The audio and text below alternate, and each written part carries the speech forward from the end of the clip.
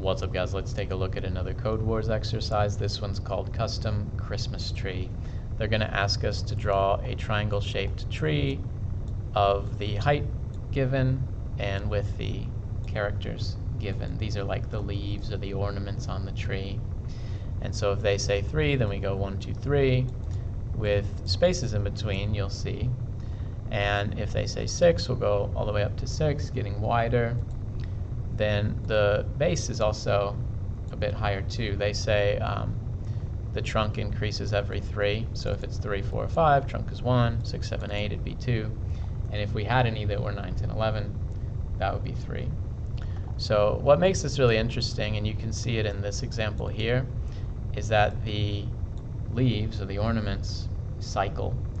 I don't go 1 and then 1, 2, and then 1, 2, 3. I go 1 and then pick up where I left off, 2, 3, and then pick up where I left off with that 4. So that's an interesting thing that is actually very easy to do, but I wanted to talk about it as a more general example.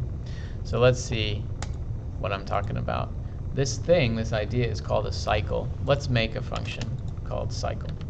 I'm going to say cycle of a sequence, and I'm going to say I, like, you know, our cursor where we are starts at 0, and then all day we can keep going. We're going to yield sequence I, and then we're going to bump up I unless we're at the end, and then we wrap back around. So that modulo len is like, if we're going up to 4, then we go back to 0, and then we go up to 4, and then back to 0. Or if this was a clock, we'd go up to 12 and back to 1. Okay? So yield is a keyword we haven't seen much. It means to return, but then pause. We come back to the function, and it's right where we left it instead of starting over. So just as an example, let's say leaves equals cycle of chars, and then we'll print a bunch of them just to show that it goes forever, infinitely. Let's do 20, print, and the way you get the next one of these kind of generators is called next leaves. Hey, there we go. We get infinite, even though they only gave us 3 characters. They only gave us star at O. It goes star at O all day. Now, it turns out we don't need to do this because there's already a function called cycle that does the job. If we say from itertools import cycle, then we can test it and have the same outcome. In fact, theirs is better because I used indexing the sequence bracket I, and theirs works for things that don't index. And I used len to find the length, and theirs works for things that don't give you a length. And theirs is probably faster as well, but I wanted to show the idea behind the scenes. Now, I'm going to keep this leaves thing because we're going to use it, but not the print because that was just an example. When I did this problem earlier today, I had some long lines building up these strings, and I had some for loops, and it was just ugly, and I hated it. So now I want to do the example with short lines and 0 for loops. Let's give it a try. First, when we start drawing the tree, we're not actually doing the tree at all. We're doing spaces. We're doing like the margin. So how do we calculate that? Well, it's basically the n, you know, how big it is, minus how many things are in that line. So if I say like the very first one, and we're going to count that as like a 1 instead of starting at 0, we'll have to throw in a +1 somewhere. But let's say I'm going to call this margin equals a little baby function. Like I said, I want to do short lines here. It's going to be n minus I, however many leaves, however many chunks are in this thing, times space. That's it. So let's just, as a test, let's say for I in range 6, because that's what we're working with, print, well, I was going to say print margin, but it's just spaces. So let's do spaces plus a thing.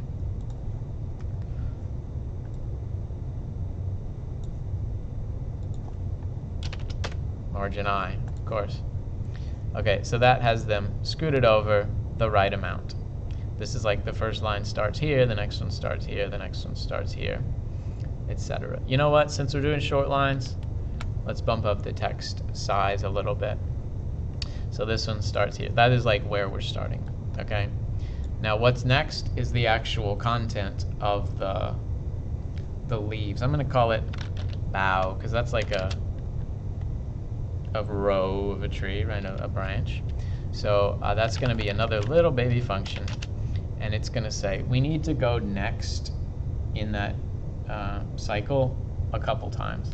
And you could do it like next leaves for something in range I. But I hate that, and like I said, I want to do this entire answer with no for. So instead, there's a function called iSlice, which will give you a slice of however many you want with an iterator. That's what the I is for, I guess. So we're going to go iSlice of leaves I. So that's like, hey, give me the next 5 from the infinite list of characters, or give me the next 1 from the infinite list of characters. And then whenever we put them in the tree, they're going to need to have a space between them, like this is all star space, at space, O space, star space. So I'm going to go space dot join this stuff. And if everything goes according to plan, that's going to be the longest line in this entire thing. I'm going to try to go with short lines, every single thing, one at a time.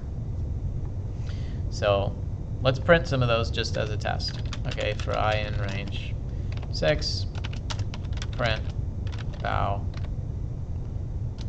I. Hey, we're getting somewhere, right? In fact, we can combine them and say margin I plus bow I. Oh my gosh, we've done it. We've made the tree, okay? It doesn't work on this first one because it's a short tree.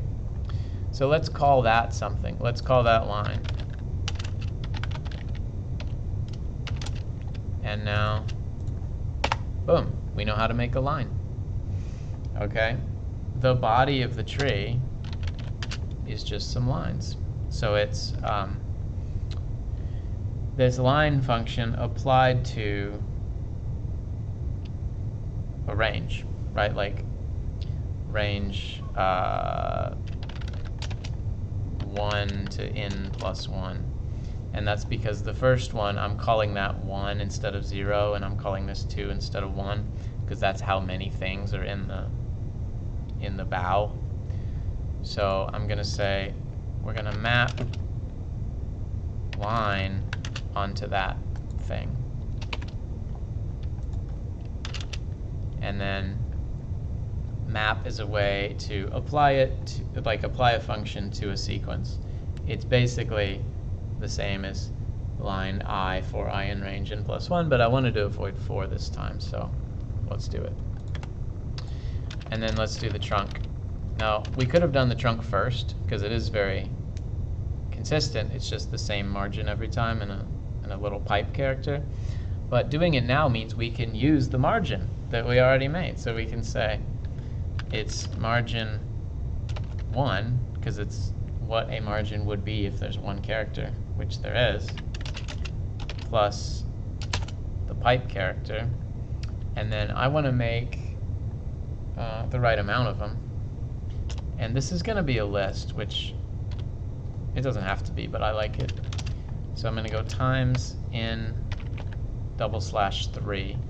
Double slash means it's a rounding down to an integer division. So if I had, for example, 8 /3, then it would be 2 point something. But if I have 8 /3, then it's exactly 2, no decimal. And then let's put it all together. We're going to return new line join. So these are all going to have, like, you know, hitting enter, hitting return in between them, which is what the new line character does. Body plus trunk. Is that going to work? No, I have to turn this into a list. Okay. Hey, there we go. Look at that.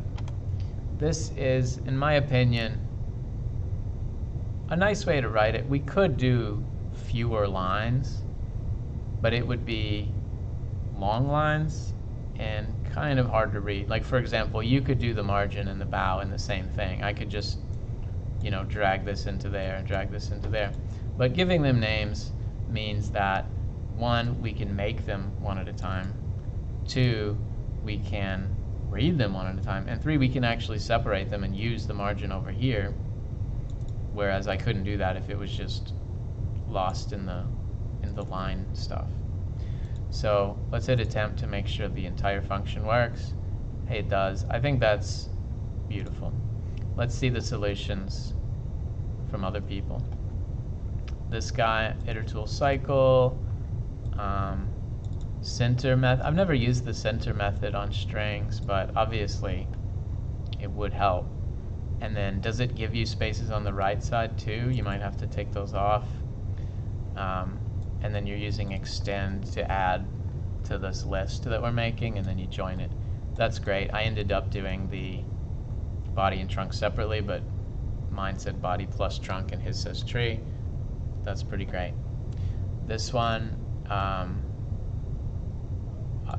almost exactly the same thing as the one above, just worded differently. This one, classic for loops. I was trying to avoid it, but hey, they're pretty short lines and it's not that bad. This one is pretty funny. I saw this earlier after I did my first draft, and I can't tell if it's somebody trying to tell a story or have fun or what, but making these classes to handle the parts, kind of cute. Here's one that very similar to the first few, but it's actually a little bit shorter and has some similarities with mine. This is like the trunk part. This is like the, pyramid triangle part. Pad is another word for the margin that I called it, like adding spaces to a string to fit it to a certain part. I love this, the way he set it up with separate little functions and putting them all together.